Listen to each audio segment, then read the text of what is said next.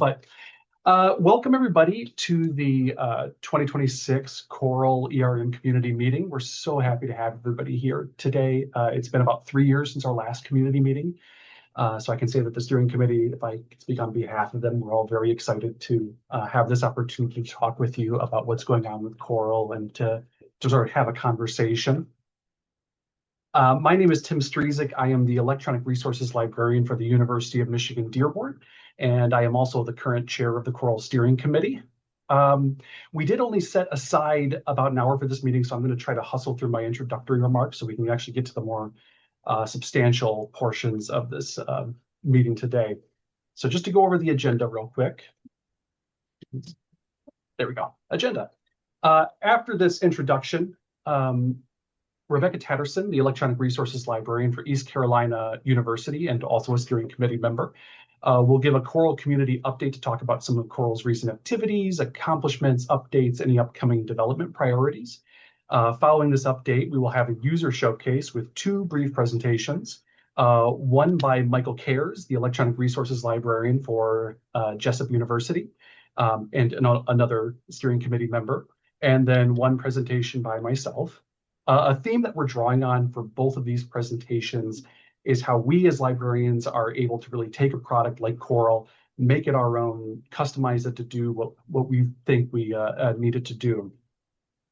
And then after these presentations, we get to the part of the meeting that I'm most excited for. We're going to have an open discussion and Q&A with all steering committee members. This Q&A will be moderated by our last mentioned but not least steering committee member, Beth Ashmore. Beth is the Associate Head of Acquisitions and Discovery at North Carolina State University. And in addition to moderating the Q&A, as you could tell from the introduction, she's going to be kind of stage managing this whole meeting. Because we have a tight agenda, we're going to be holding on answering any questions that might pop up until we get to that Q&A portion. But I do encourage you to drop any that you might have, like through the user showcase or such, into the chat, and then we'll aim to address them once we get to this point. After the Q&A presentation, the presentation will swing back to me just for a very quick conclusion, talking about next steps and closing remarks. And so with that, I'm going to go ahead and stop sharing, and I will pass it over to Rebecca for part 2.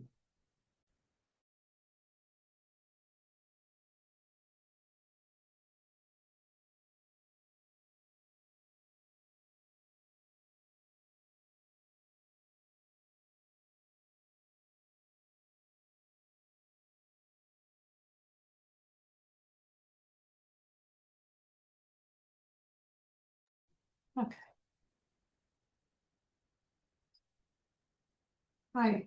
Hi everyone. I'm just trying to get my screen shared here.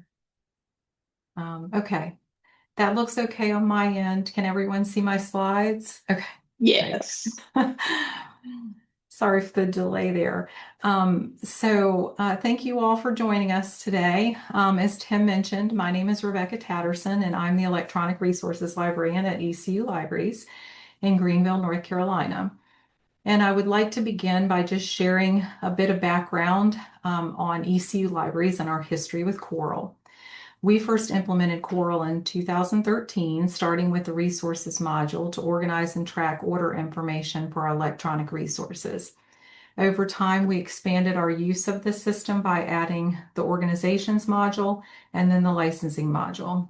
In 2018, we began integrating Coral with our A to Z list, which has been especially valuable, allowing us to manage updates more efficiently within a single system. Coral is really a core component of our electronic resources workflow at ECU. We also use Ex Libris's 360 suite for discovery and our link resolver. So this afternoon, I will highlight a few accomplishments from the past year and share some findings from a survey that circulated in 2025 and discuss some upcoming Coral developments that we are excited about. So in 2025, we released the 2025.04 version of Coral, which included a major redesign of the Coral user interface, focusing on accessibility, support for multiple languages, and a mobile-friendly responsive layout. It reduces future maintenance efforts by centralizing key elements such as styling scripts and header and footer components into a single shared location, making the system easier to manage and update. In addition, these improvements align Coral with the current ADA Title II guidelines. Another recent development has been a focus on strengthening Coral's usability and performance by making small improvements to the code. Cleaning it up so it's clearer, more consistent, and easier to maintain over time. Additionally, updates to the Coral installer were completed in release 2025.10 to streamline deployment and configuration of the software. These improvements will simplify the installation process for new users, reduce installation errors, and enhance compatibility with modern server environments. Ongoing bug fixes have also been a key component of recent development. Addressing reported issues has improved stability, resolved inconsistencies in model functionality, and enhanced the overall user experience. These fixes contribute to a more reliable and management of electronic resources and ensure that core workflows function as expected. So as I mentioned that with release 2025.04, significant changes were introduced, including a redesigned Coral interface, which prompted a comprehensive revision of both the documentation project and instructional video project. The updated instructional videos and documentation are available at the links on the slide, or you can find them on the Coral website.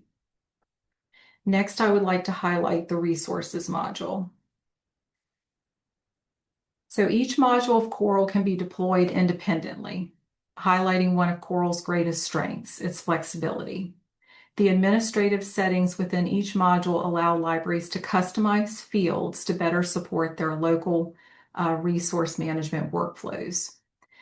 At ECU, we use this flexibility in a couple of ways. As I mentioned earlier, database details entered into Coral populate our public-facing A to Z list. We have also created a custom workflow by adding HTML that displays a link to a Qualtrics form, allowing us to collect feedback on resource trials. Across the community, we continue to hear that the resources module is one of the most widely used components of Coral, and this aligns with findings from a recent survey on Coral usage. Survey respondents consistently highlight the system's flexibility along with the ability to store vendor contact information, licensing documents as key benefits of the system.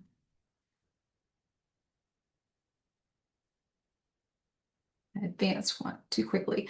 At the same time, requests for enhancements to the usage module and stronger integration with other systems continue to emerge. One reoccurring theme we hear from librarians is the need for further improvements in these areas.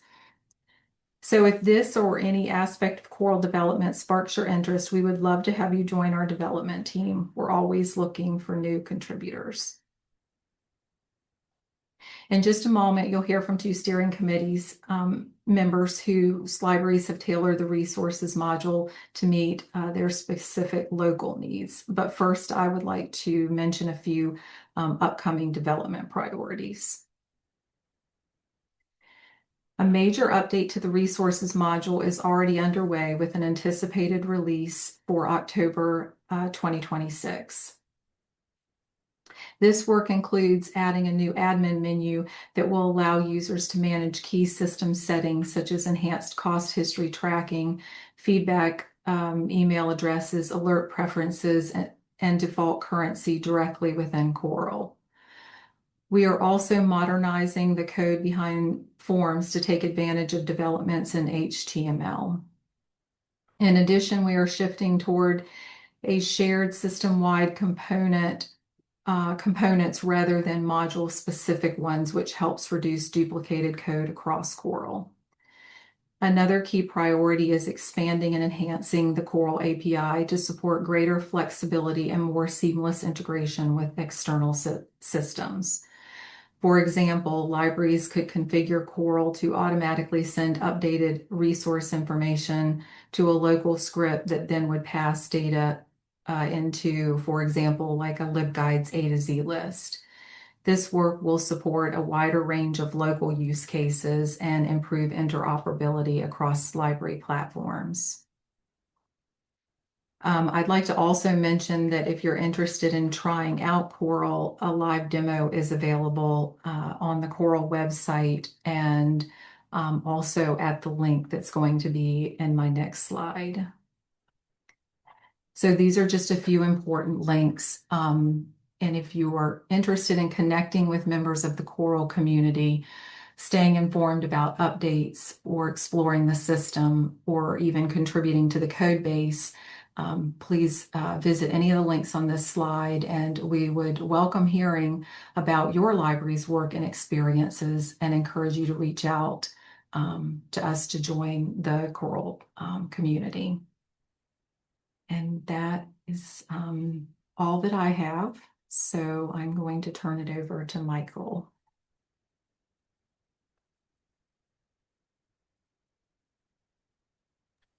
Thanks, Rebecca. I think once you stop sharing your screen, I can take it over.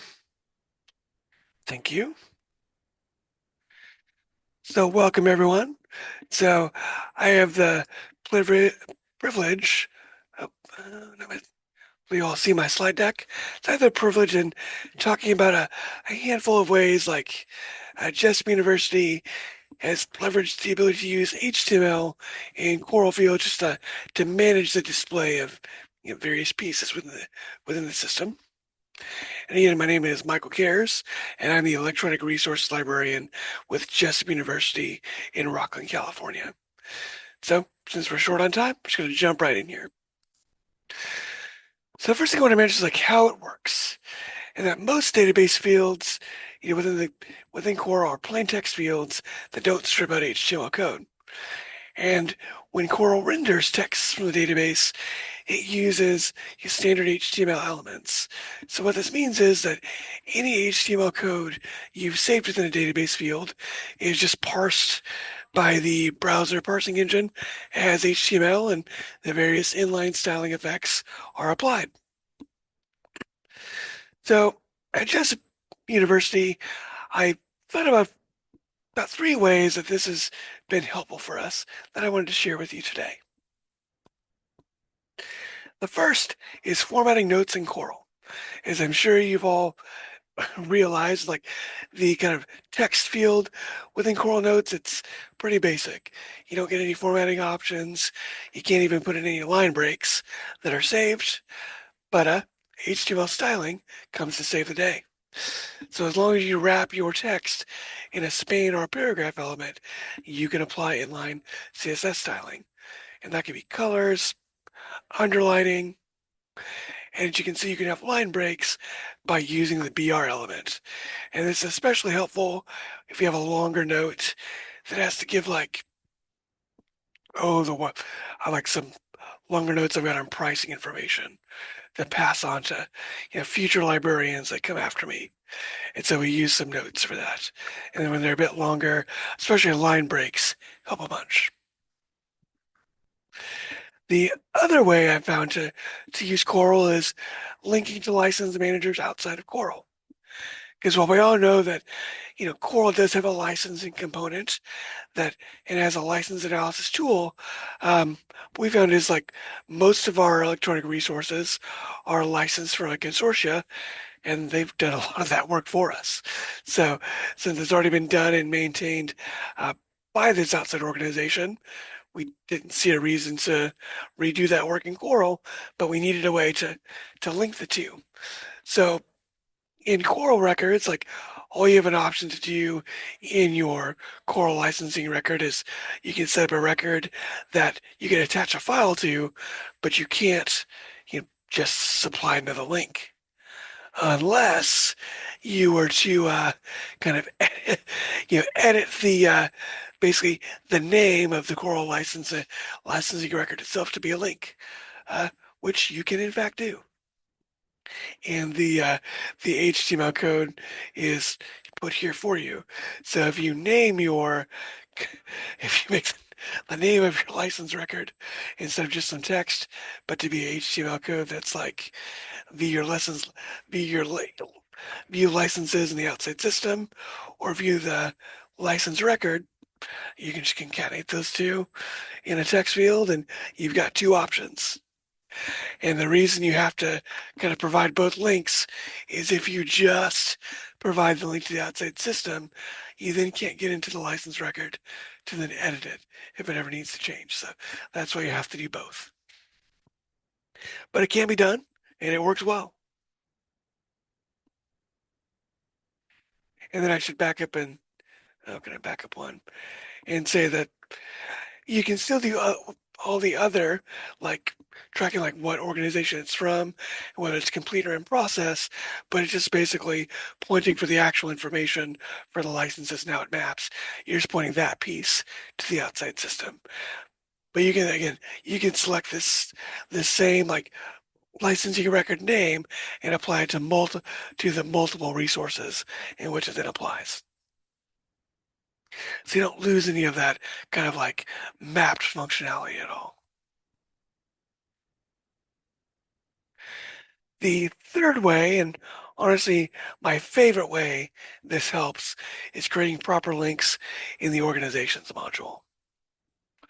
So Coral's default behavior is that any link you put in for an account for within the organizations or the resources module, it's just like essentially a weird semi-unclickable link where you just get the link text like this FTP link, and then if you wanted to click on it, you'd have to click this arrow, which A is not how people expect this to work now, and I'm not even sure it's ADA friendly.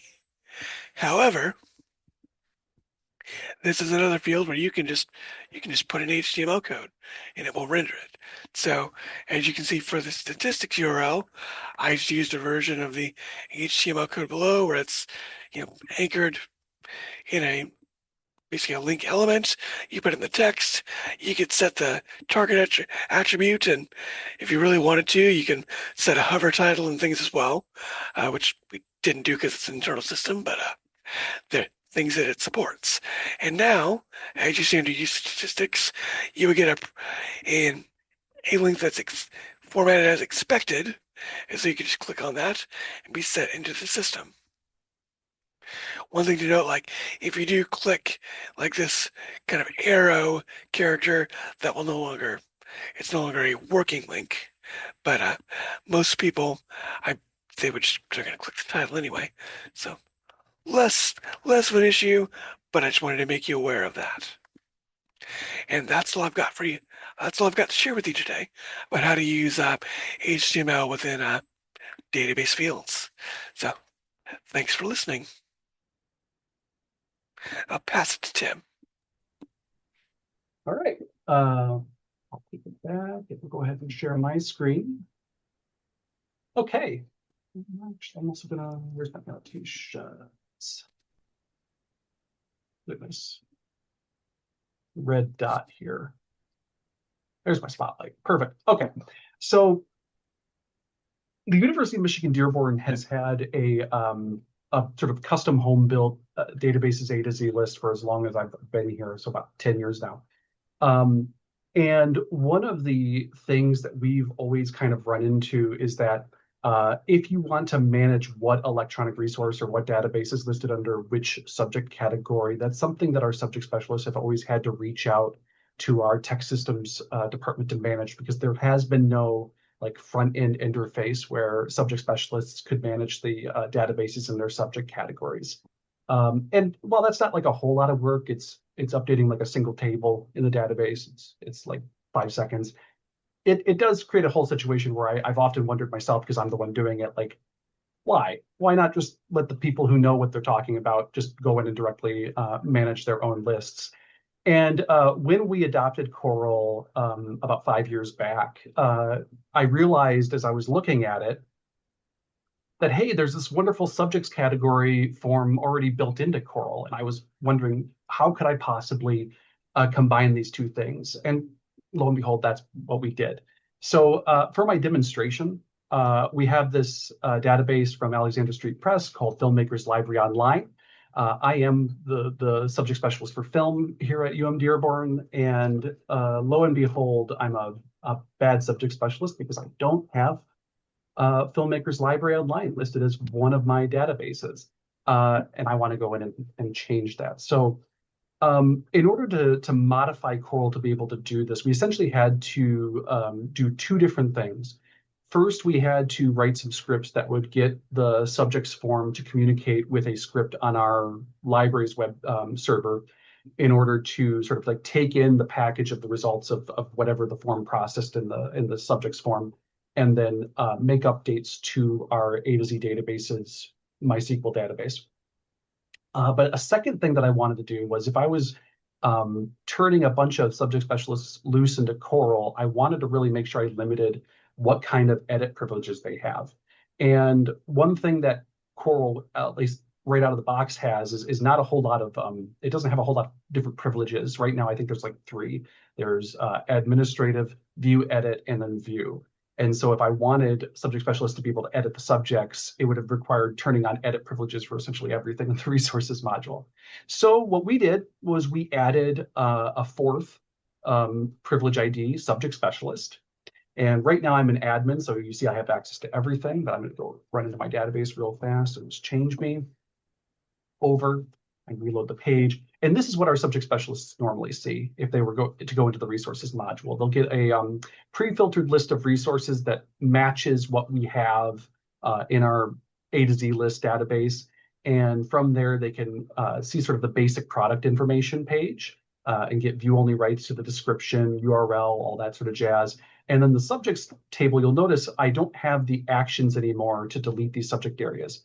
That's because I'm only a subject specialist for film, so I don't have the rights to delete, for example, this database out of art. But if I go to add subject, I now have access to being able to add it to any subject category that I'm a part of. We kind of jerry-rigged the general detail subject link setup that Coral has to represent the general subject name is what's listed as like the subject, and then we have in our database list these recommended databases. And in order to like facilitate that, we used recommended as a detailed subject name for pretty much every subject category. But basically, a subject specialist can go in, they can click on add, and then you can see I now have the ability to delete at least film because I'm again that subject specialist. And if I just go down, oh wait, I already showed that. I'll just reload the page. And if I search for filmmakers, we can see now it's been added to our live library website. It works immediately. And then if I wanted to make it a recommended database, this is where that sort of like breaking of Coral's code kind of makes it look a little funny, but you can just delete the basic one, and then it looks a little more like what you would expect. But if I were to reload the page, we can see now it's been added to my recommended databases. And so, yeah, doing this required a little bit more substantial kind of like back-end coding.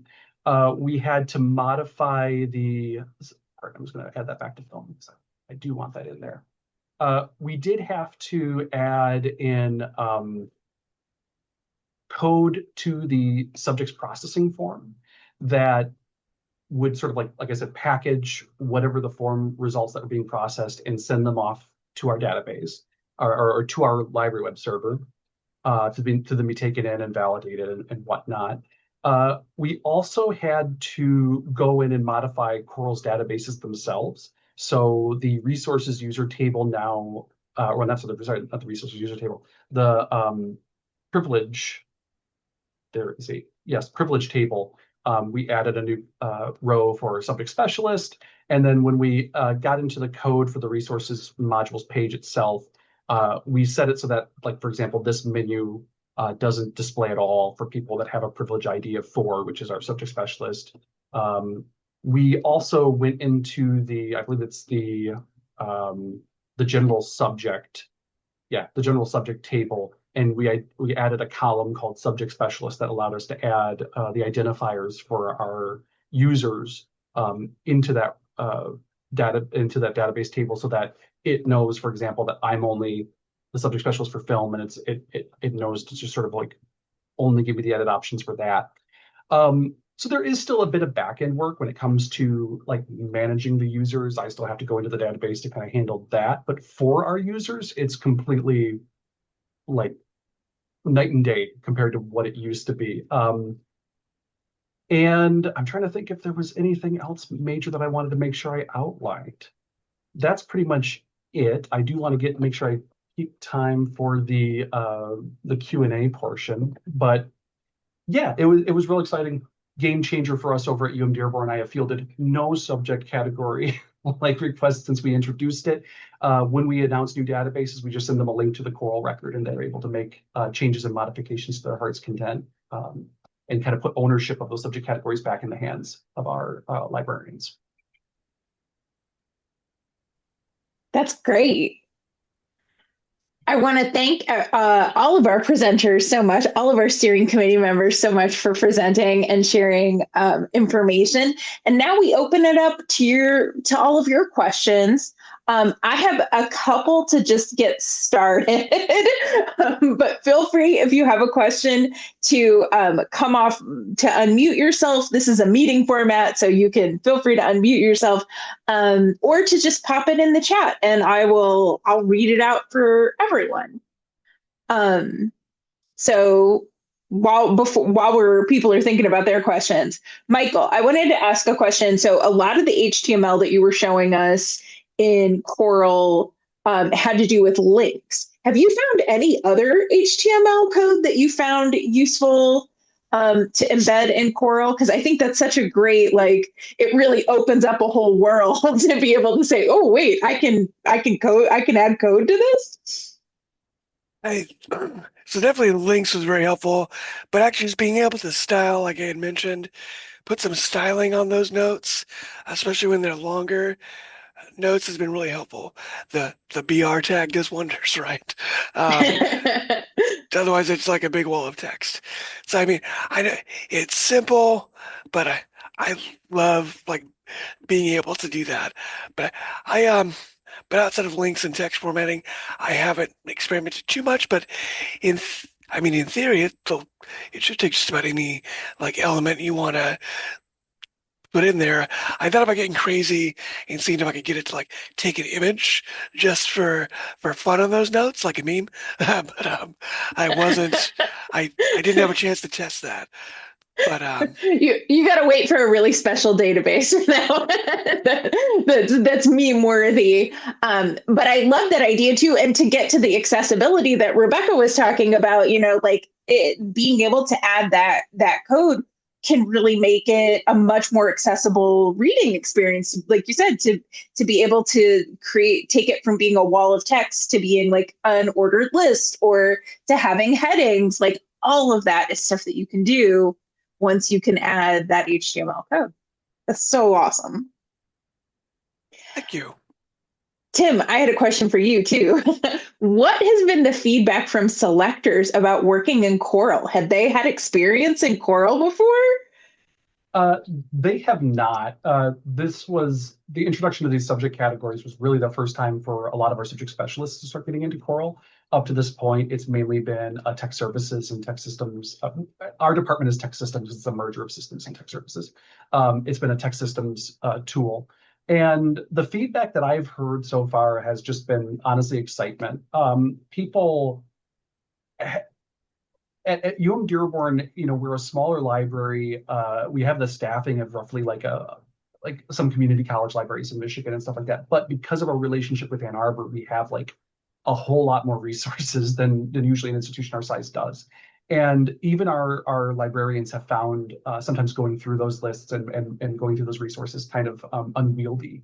But honestly, one of the things that I have heard has been that sort of the way we've filtered down the list in Coral, for some reason, like losing all the extra library website portions or the sort of like all the extra bells and whistles in our catalog, somehow just getting it in that list format, it's made it a lot easier for people to sort of like go through and just see what's possible to add to their list in a way that they really weren't able to manage with just the regular the library websites page, which tells us something about how difficult it might be for our users also to interact with it. We're working on that, but like, that's been the biggest thing, is that it's been easier for people to find resources that they might want in their subject categories, because we also have had a lot of turnover recently. A lot of younger librarians have joined us, and they're coming into subject categories that sometimes have a couple hundred databases already listed in it, and they're having to go through a list of about 1,200 right now to sort of filter through and see if there's other things that the previous person may not have added that they want to. So being able to get through that has been very helpful, and some of the additional metadata that's already built into Coral to filter off of. Yeah. That's so true. It can be so overwhelming to create that list. Speaking of things that are overwhelming, Sarah has a great question in the chat that I'm going to read out. Does it, and I'm assuming it means Coral, does Coral have the ability to provide any analysis of usage data other than identity outliers? For example, it could automatically calculate a CPU for counter stats. Sarah, let me know if you didn't mean Coral with the it.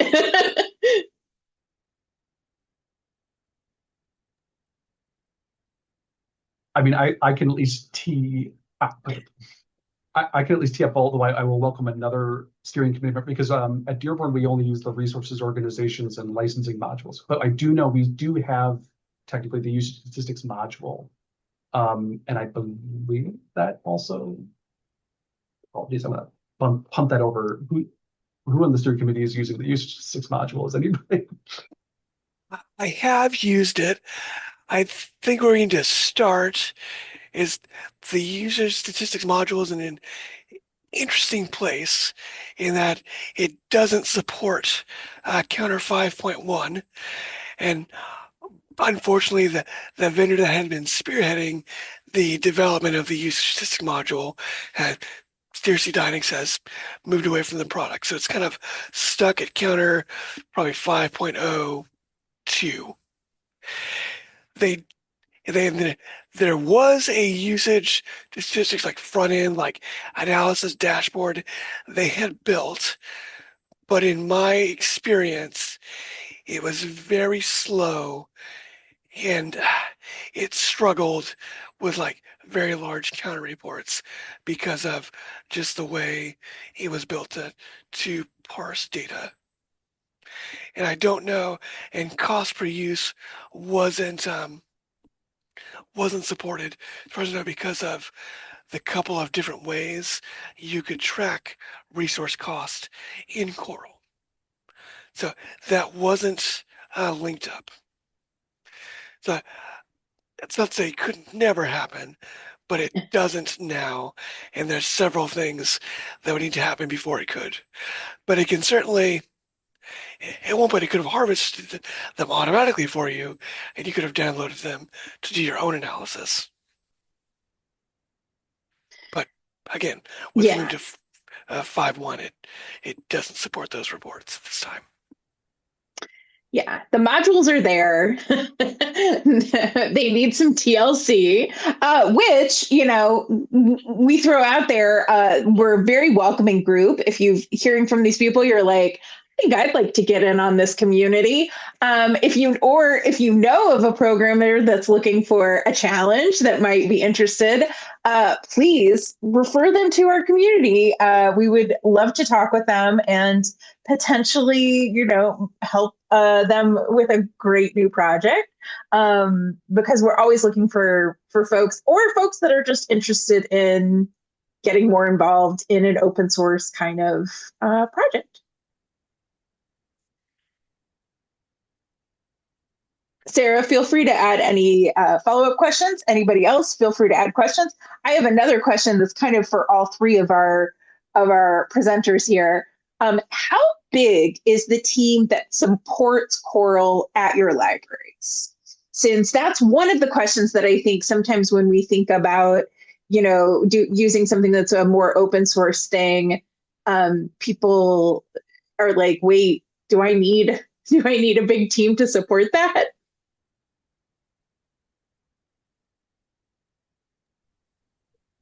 You can share. Go ahead. Sorry. I can share a little bit about the team at ECU. We have one programmer who does the work with the communication between our Coral and lib in our database A to Z list. We also have an IT person who works with the MySQL database. So as far as like IT programmers, we have two people who are involved with maintaining and managing Coral at our library, and then we have two librarians that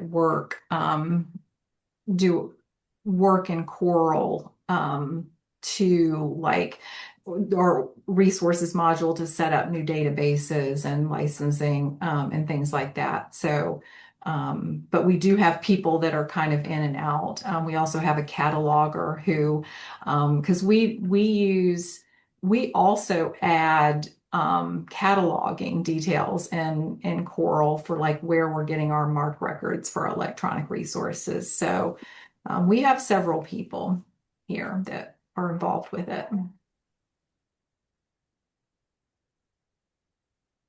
Oh, thank you, Michelle. Have a good next meeting, and we hope to hear from you.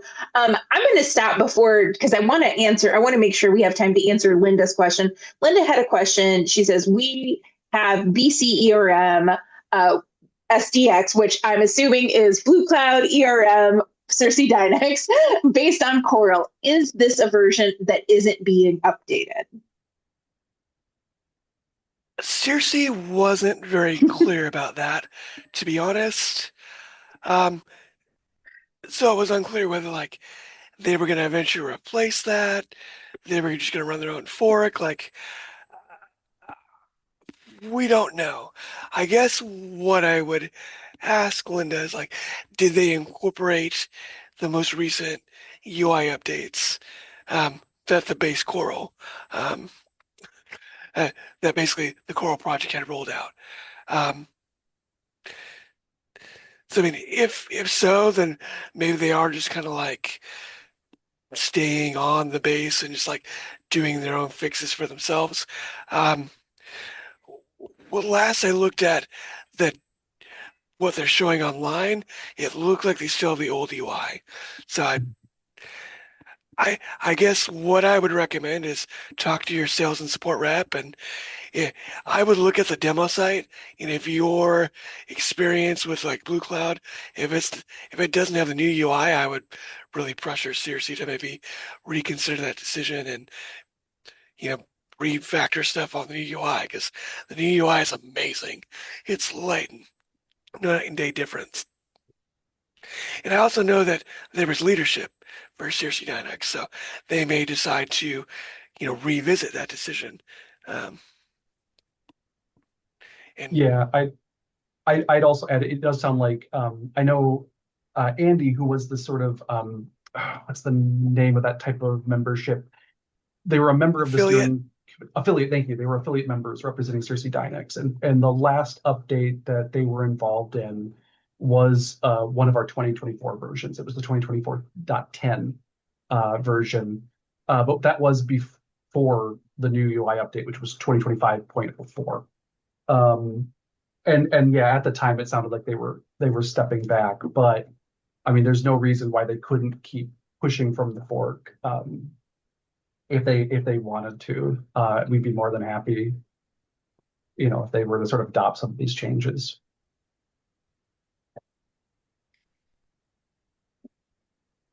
Any other questions? There's such great questions.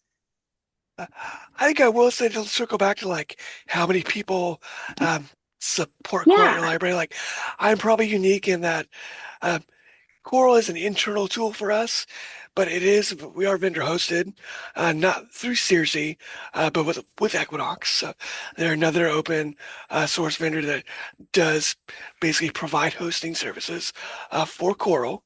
So we don't have to worry about any of the like IT and like spinning up our own servers for that, and we have it packaged with they also host our Evergreen catalog service as well. And, it's been helpful because, again, it takes away a lot of that high tech, technical knowledge that you need to have to do it, or partnership with IT departments that are sometimes not as accommodating as I hear that they are at ECU and University of Michigan. So it's allowed a smaller library with more restrictive IT teams. Like, we're able to contract that out, at a fairly reasonable cost to have it, and it got us off of like spreadsheets and had a bit more flexibility in how we have a shared memory for electronic resources management, and that's been a blessing. So don't think that you have to have an IT department that's willing and able to host all of these open source products, on their own. There are vendors that can and are willing to do it for you.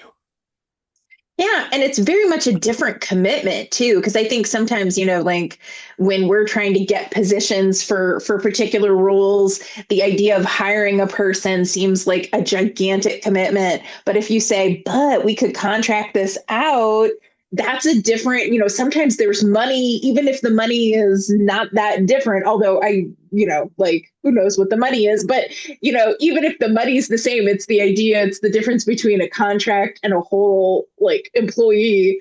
Sometimes that contract's more attractive. They're like, we could find the money for that. Tim, how about you guys? So yeah, we self-host, like Michael alluded to, and so UM Dearborn we have a really close relationship with our ITS department. We also self-host our website and self-code it and all that sort of jazz.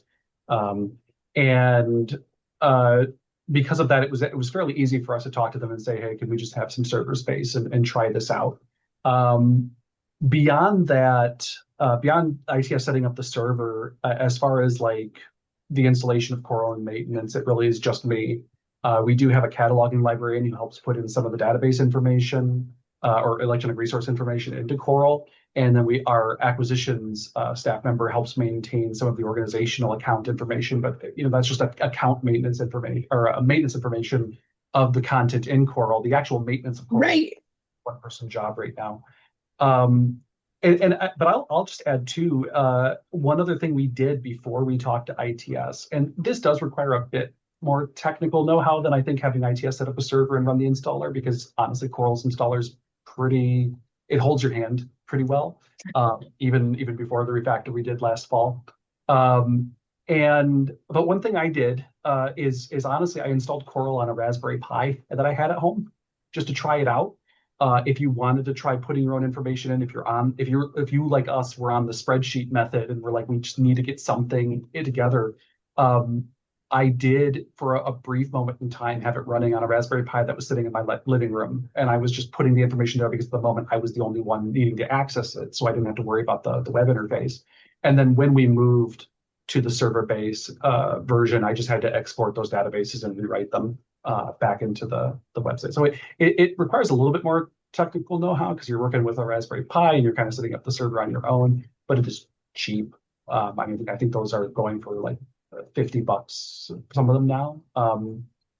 As far as like the kind of computing power that Coral uses, if you're depending on the module, I imagine it's not very intensive at all. And so that's another sort of possibility if you really want to like take the code down, take it for a spin, and even like dig deep and start breaking it, which is what I was doing and really learning how it works.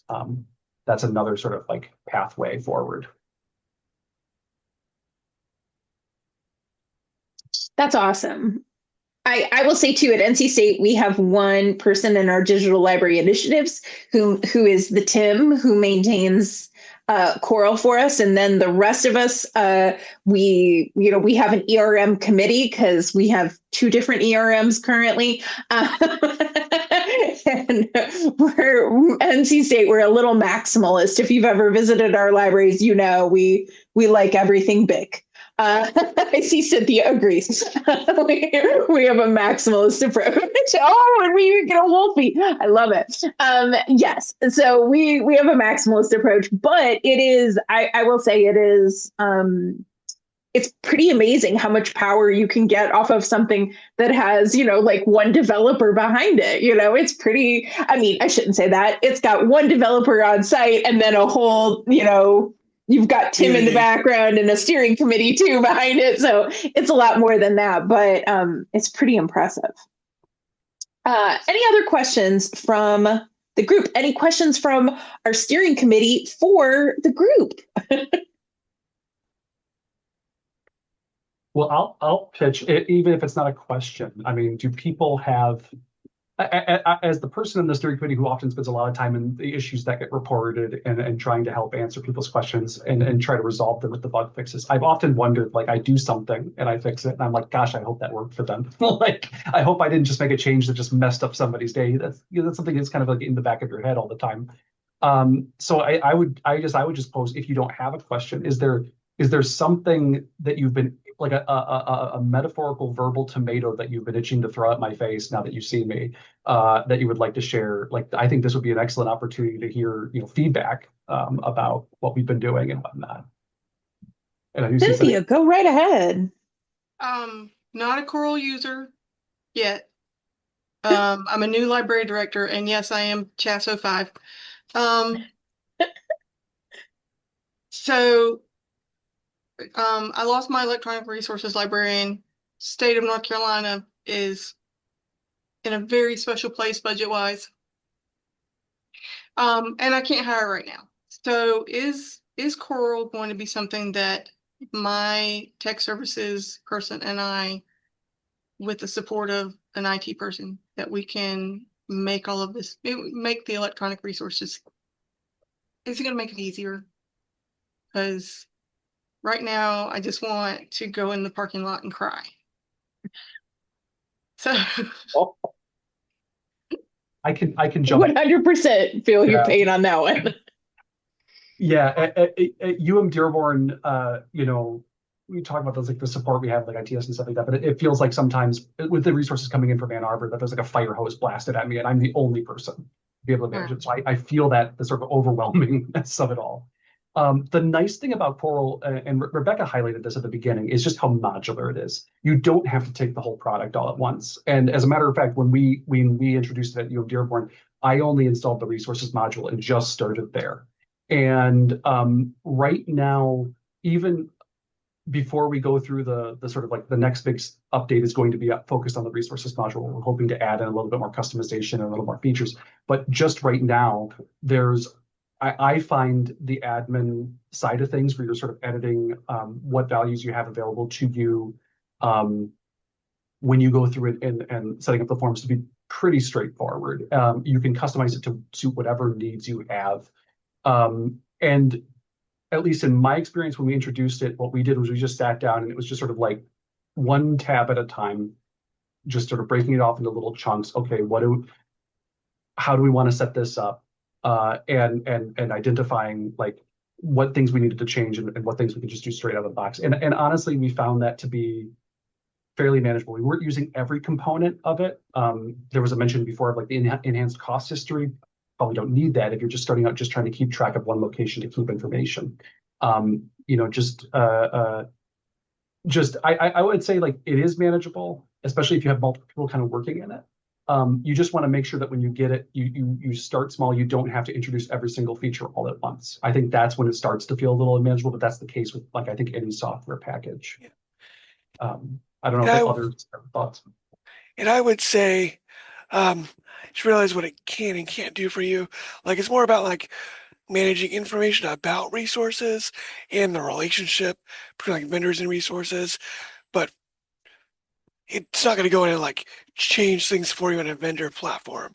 Like, you still got to go in and like make changes to platforms.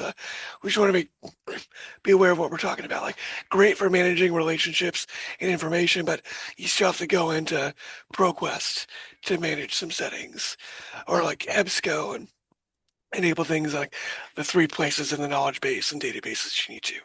So it's more of a record and relationship keeper, not like a federated way to like manage vendor platforms. we have spent the last year building a spreadsheet of our databases, our user. Oh, we have a gas leak on campus. Oh, nice. Yay. But this will We have definitely. a gas leak right there. Oh Oh, no! wow. So yeah, we have had to we have had to go through all of the back files, all of our purchasing. We've had to do like 2 or 3 years worth of purchasing records to try and find everything we have to pay because So there Coral wasn't will one. Coral will centralize that for you, Yeah. and it'll do that really well. And if you've already got it in a spreadsheet, you're like halfway there to getting it into the system. Absolutely. And I will also add real fast too, I forgot to mention this, that an additional benefit of open source software like this, but especially with Coral, is that you also have the community. So when people run into questions, when I've run into questions, I can run into the Slack channel and just ask. And 9 times out of 10, I found other people have had either the same question or run into the same issue. So as you're installing, if you run into hiccups, or if you're trying to figure out how to get something to work the way you want it to work in Coral. I mean, I forgot to underline that our community in general is just a great resource. And so you don't have to be trying to manage it alone. Okay. Thank you. I would just add to that, if you are interested, definitely try out the demo. And then that'll give you a really good idea of how the modules work together and what kind of functionality is available to you. And yes, there is, with resources, there is a bulk upload feature. So that's really helpful. But it is especially great as far as like having a centralized tool. So if you feel like you're working in like spreadsheets and emails and all of this, it's definitely a good tool to kind of like centralize the management of your databases and resources.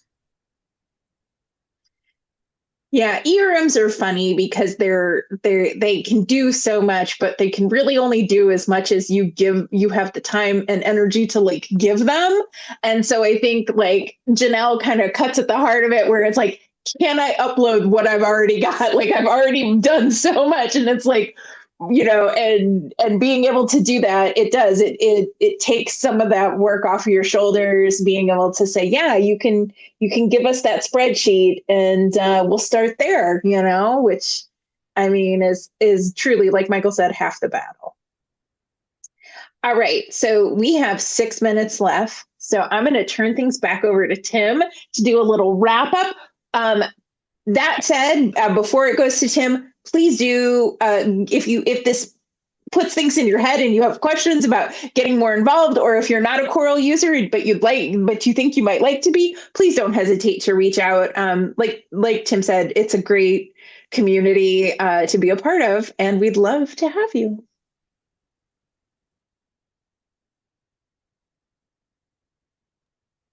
Okay, I'll unmute so I can make sure we get that through on time. So yeah, just a quick summary of the recent developments that honestly we're primarily talked about during Rebecca's portion, but just for takeaways.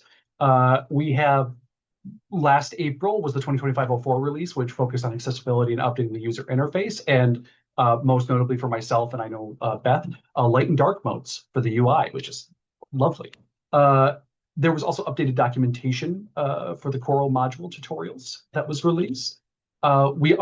One thing that we've done too is previously Coral would update it was like you waited till the whole software package could get updated and then you push these updates. Recently, we've decided to shift more towards module-focused updates so that we can focus on refining and refactoring and adding features to specific modules in a rotating schedule. And so we are properly starting, and we are focusing on the resources module for the next major update, which we hope to have done by October. We've also introduced some semi-regular hotfix updates. So again, it used to be you'd wait until a major release to get a bunch of bug fixes in. What we've decided is that if a bug fix doesn't require any substantial alterations to, say, like a database code or anything like that, it's just fixing a bug that was maybe introduced in the most recent update, we'll just go ahead and put the fix into a quick patch and pop it up. That's why we went from having like 2024.10 version to now it's like 2025.04 or no, 2025.10.04. We're on the 4th hotfix of the 2025.10 release. And so we're seeing more rapid bug fixes come out. And then just in general, the big shift that I've been hoping to sort of direct us towards is refactoring the broader Coral code base to reduce code duplication and maintenance debt. We still want to maintain the sort of independence of each of the modules so that you don't have to install this whole package in order to get your one thing to work. But previously, if you were digging into the code base, you'd see the same like functions file pasted into 5 different spots. And so if there was ever an update, you had to make sure you updated all 5 spots. And we're trying to move away from that. So where we can deduplicate things, we are working on doing that to help make maintaining this project easier in the future. Because really, I mean, right now, really, this is a project that is maintained by librarians for librarians. And so we're wanting to make sure that librarians can continue to work on it. And then I just want to highlight some volunteer opportunities if you're interested in getting involved. Number one, you don't have to fix the problems, but if you want to find issues in your own Coral installation, go ahead and report them. You can report them in the GitHub repo. I read those reports. I try to respond to them as quickly as I can, keeping in mind that this is all a volunteer activity, but it's so important. It helps make the product better when we see the issues that people run into when they're using the tool on their own. If you do want to get your hands dirty and get involved in sort of helping build Coral, go ahead and look through the GitHub issues and pick one to resolve. That's how I got my start. I went in and I found an issue that I thought, oh, I think I could figure out how to solve that. And I went into the code base, and literally my first issue was just commenting out an if-then statement and fixing that issue. Some of them are truly that simple. And then it gives you a better understanding of how Coral works too, if that's something that you're interested in. And I should add, there's no need to be a steering committee member to contribute. We actually just recently had some of the hot fixes have had community member patches included in them. But you are welcome to also join the steering committee if you really want to help drive the direction of Coral. And then the big one that we did mention is the Coral usage statistics module is currently unable. We're currently unable to support it with our resources at the moment within the steering committee. And so, but we would love to see the module support counter 5.1.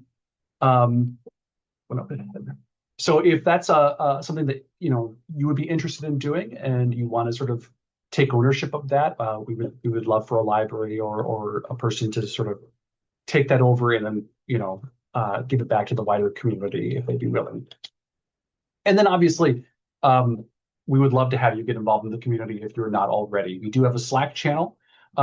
This link, https://coral-erm.org/join Slack, goes to a Google form that we use to kind of manually add people into the Slack channel. I know Rebecca shared a link previously that goes directly to the Slack channel that you can use. We also have the GitHub page. This is where our issues are listed. It's where we have a wiki with links to documentation as well as steering committee agendas and minutes linked here. And then obviously Coral's website, coral-erm.org, where we do try to post news, and this recording will be posted there as well that we are currently maintaining. And that's also, you can access the demo site from there. And so, yeah, that's the end of my portion. I know we're at 3 o'clock. We're at 3 o'clock, so we'll send out an email with all of the links and all of that information, as well as a link to the video when it gets up on our website. So thank you all so much for coming, and we hope that we'll see you again soon. Thank you, folks.